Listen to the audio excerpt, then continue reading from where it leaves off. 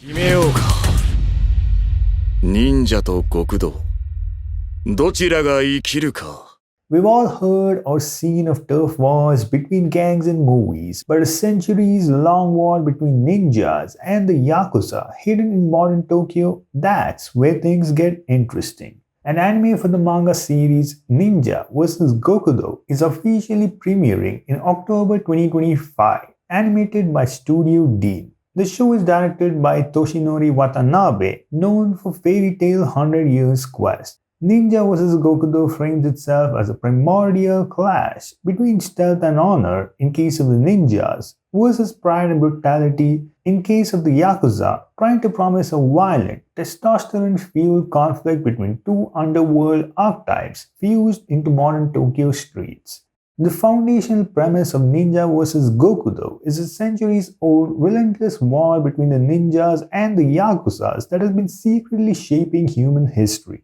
This isn't just some backstreet rivalry, but a full-blown, bloody conflict spanning over 300 years, with both factions engaging in brutal battles silently endured into the present day. Now, the ninjas smaller in number have not gone extinct, but have gone underground, living double lives as average citizens while carrying out missions wielding superhuman abilities and hence help the world to be a safer place by eradicating Yakuzas that cause mischief. But the Gokudo or Yakuza, on the other hand, have evolved with the times. They operate under the radar through modern structures like corporations using wealth, technology, and drugs to fight battles once decided by blades. There are stories that tend to deliberately be coarse, dramatic, and soaked in macho bravado, and this is one of them. I'd say the most interesting aspect of this series is its world building of a premise of a secret war between two very different factions. Further, the addition of an interesting fantasy element is the inherently super powerful abilities the ninjas have, allowing them to behead countless Yakuzas easily. And to contend with this, the Yakuza resort to using a mysterious and potent drug known that grants them powers that level the playing field.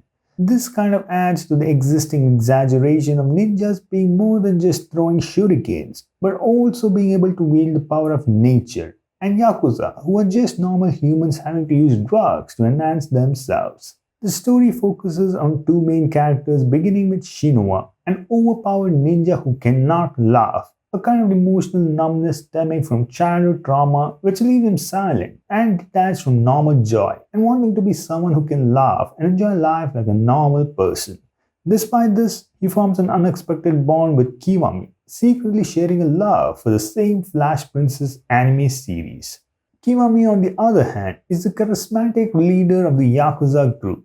By day, he is an elite company employee, impeccably dressed, soft-spoken, and intelligent. By night, he is a puppeteer of an underground empire dealing in narcotics, murder, and political manipulation. Like Shinua, Kiwami also finds solace in Flash Princess, and it's this escapist love that connects him to Shinua. But personally, I hate this trope. Anime has often used emotionally detached or violent characters finding solace in something innocent, cutesy, or childlike, with the idea of humanizing otherwise stoic or brutal characters, giving them an unexpected dimension. But after seeing this trope again and again, I feel this is just lazy writing, with the concept inserted as a shortcut to humanizing characters without deeper emotional groundwork. The sense that tough guys like cute things has become more of a stylistic checkbox than an organically developed character trait. Expect the action to be brutal, messy, and often ridiculous. Characters talk after their heads are sliced off, battles escalate with no concern for physics, logic, or realism. And that's the point. It's meant to feel absurd. The artwork leans heavily into a coarse, muscular aesthetic, evoking the rawness of Fist of the North Star or Crying Freeman, when muscles are overdrawn, expressions are intense, and violence is lovingly detailed. It's old school, and if you like it, you're in for a treat. Coming to what looks good, the director, Toshinori Watanabe, who helmed Fairy Tail 100 Years Quest, has proven experience with action choreography, with Fairy Tail leaning more into colorful, traditional shonen battles. But this could bring a structured approach to Ninja vs. Gokudo's chaos. Studio D, while not universally praised, has handled dark series before, such as Higurashi, which means that they do have the experience of handling such gory stories. The best looking aspect is the voice cast, with Chiaki Kobayashi voicing the emotionally sealed off ninja Shinoa and Katsuyuki Konishi as Kiwami, bringing out the perfect blend of charisma and danger. Yet, Ninja vs. Gokudo is not without serious risk.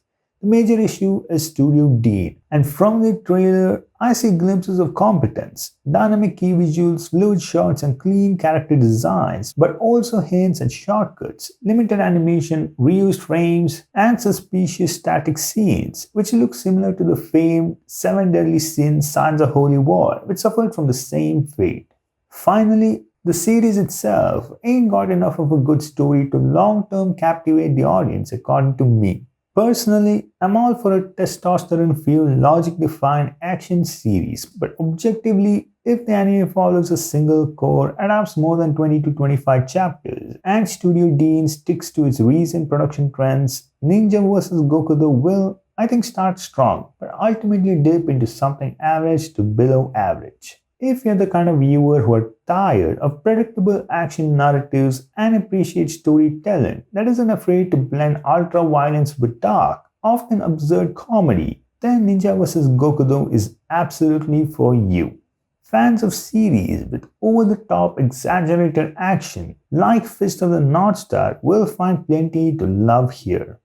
If you enjoyed this video, then do consider subscribing to my channel for more.